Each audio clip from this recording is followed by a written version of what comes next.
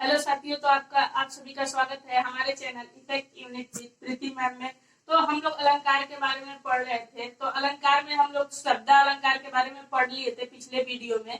और हमारा ये जो सेकंड वीडियो है वो अर्थालंकार है। ठीक है कि अर्थालंकार किसे कहते हैं।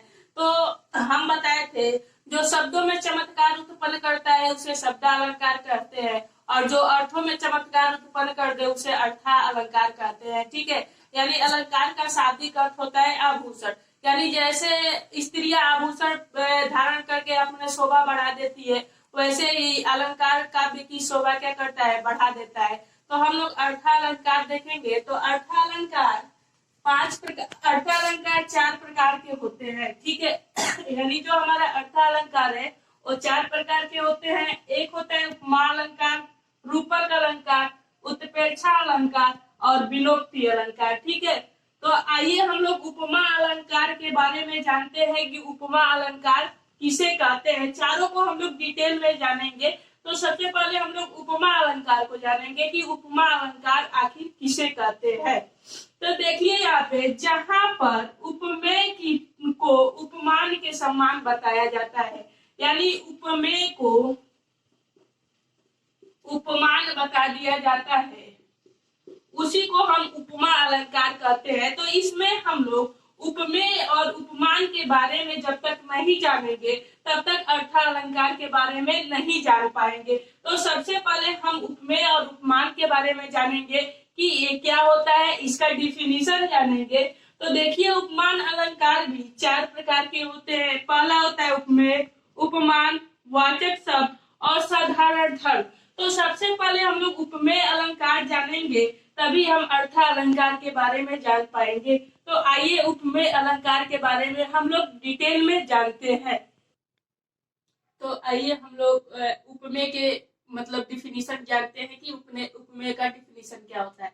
जैसे देखिए उपमेय यानी जिस व्यक्ति वस्तु की तुलना की जाए, यानी किसी व्यक्ति हो या वस्तु की तुलना की जाए उसे हम उपमेय अलंकार कहते हैं। जैसे सीता सी मुख चंद्रमा के समान, यानी सीता के जो मुख है उसको बताया जा रहा है कि चंद्रमा के समान है। ठीक है, तो यहाँ मुख हमारा उपमेय होगा और चंद्रमा हमारा क्या होगा, उपमान होगा, क्योंकि सीता के मुख को चंद्रमा के समान इस एग्जाम्पल में बताया गया है, इसलिए यहाँ पे उपमेय अलंकार होगा। यानी जिस वस्तु व्यक्ति या वस्तु की तुलना की जाए उसे उपमेय अलंकार कहते हैं। ठीक है, अब देखिए उपमान अलंकार। ठीक है, यानी उपमेय की तुलना जिससे की जाए, यहाँ पे मुख की तुलना चंद्रमा से की गई है। ठीक है, यानी मुख की तुलना चंद्रमा से की गई है, उपमेय की तुलना जिससे की जाए वहां पे उपमान अलंकार होता है। ठीक है, यानी मुख की तुलना चंद्रमा से यहाँ पे की गई है।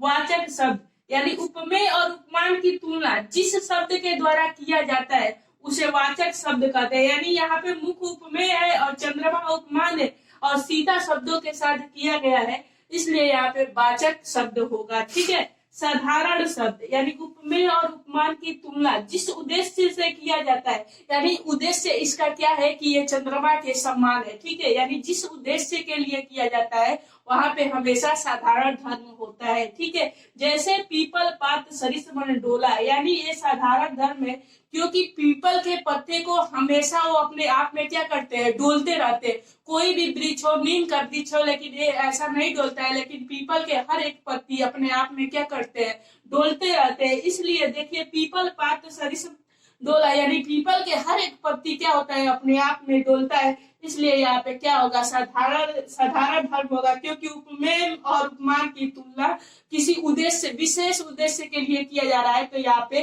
पीपल के पत्ते को डोलने का इसका क्या है, मेन उद्देश्य है। चलिए हम लोग सेकेंड देख अर्थालंकार का जो हमारा दूसरा प्रकार है वो है रूपक अलंकार। ठीक है, यानी अर्थालंकार में दूसरा जो प्रकार है वो क्या है, रूपक अलंकार। ठीक है, यानी जहां पर उपमेय और उपमान में कोई भेद नहीं, यानी वहां पे तुलना की जा रही थी रूपक अलंकार में, और रूपक अलंकार में क्या करिए, कोई भेद ना हो। ठीक है, यानी यहाँ पे कोई भी भेद नहीं होगा। ठीक है, रूपक अलंकार में वाचक शब्द प्राय नहीं होते हैं, यानी इसमें कोई वाचक शब्द नहीं होता है। जैसे सीता जी का मुख चंद्रमा है, यानी यहाँ पे किसी का भेद नहीं बताया कि किसके समान है सीता जी का मुख, केवल कह दिया है सीता जी का मुख क्या है, चंद्रमा है। किसके समान है ये नहीं बताया गया है। आप शेर है तो आप किसके सम्मान शेर है, इसको यहाँ पे नहीं बताया गया है। यानी रूपक अलंकार में जहाँ पर उपमेय और उपमान में कोई भेद न हो वहाँ हमेशा क्या होता है, रूपक अलंकार होता है। वैसे ही तीसरा हमारा अर्थालंकार का है उत्प्रेक्षा अलंकार, ठीक है। यानी उत्प्रेक्षा अलंकार जहाँ पर उपमेय और उपमान की संभावना बताई जाए, यहाँ पे कोई भेद नहीं बताया जा रहा था। इसके पहले भेद तुलना की जा रही थी और यहाँ पे क्या हो रही है, संभावना बताई जा रही है, ठीक है। यानी उत्प्रेक्षा अलंकार में क्या होता है, संभावना बताया जाता है। जैसे वाचक शब्द यानी जनु, मनु, मानो, जानो, मानव और जानव, जहाँ पे ऐसा शब्द दिख जाए वहां पे हमेशा क्या होता है, उत्प्रेक्षा अलंकार होता है, ठीक है। यहाँ पर जहाँ पे जनु, मनु, मानो, जानव, जानहु, मानहु ऐसे शब्द दिखे वहां पे हमेशा क्या होता है, उत्प्रेक्षा अलंकार होता है। और यहाँ पे कभी भी उपमेय में उपमान की क्या होती है, संभावना बताई जाती है, ठीक है ना। अब देखिए हमारा चौथा जो है वो है विनोक्ति अलंकार, ठीक है। यानी चौथा अलंकार का है विनोक्ति अलंकार, यानी जहाँ बिना शब्द के द्वारा किसी वस्तु की व्यर्थता बताई जाती है। यानी बिना किसी शब्द के वो वस्तु क्या है, व्यर्थ है, इसी की व्यर्थता बताई जाती है, उसे विनोक्ति अलंकार कहते हैं। यानी विनोक्ति अलंकार में व्यर्थता को दर्शाया जाता है, ठीक है। यानी जहाँ पे भी विनोक्ति अलंकार होगा उसकी व्यर्थता को उसमें क्या करेगा, दर्शाएगा। जैसे सर बिनु सरसित, सरसिज बिनु सर, सर बिन बिनु सूर्य, यानी सूरज के बिना तालाब और तालाब के बिना कमल की क्या की गई है, इसमें व्यर्थता बताई गई है। यानी अगर जो सूरज तालाब के बिना अधूरा है वैसे ही तालाब कमल के बिना क्या है, अधूरा है। यानी इस पे यहाँ इसकी क्या कर रही है, व्यर्थता बताई गई है। जैसे शरीर के बिना कपड़ा की व्यर्थता बताई जाती है वैसे तालाब के बिना कमल की क्या की जाती है, व्यर्थता बताई जाती है। और रूपक अलंकार जो होता है, महाकवि तुलसीदास जी को रूपक अलंकार के सम्राट माना जाता है, ठीक है। यहाँ एक क्वेश्चन पूछता है कि रूपक अलंकार का सम्राट किसे कहा जाता है, ठीक है। यानी तुलसीदास जी को रूपक अलंकार का सम्राट कहा जाता है। अब आइए मानवीकरण अलंकार के बारे में हम लोग थोड़ा सा चर्चा करते हैं। तो देखिए इसमें जो इम्पोर्टेंट अलंकार है उसको हम पहले बता दिए, कुछ इसमें अलंकार और भी है, ठीक है। यानी पूरा 11 अलंकार माना जाता है इसमें अर्थालंकार में।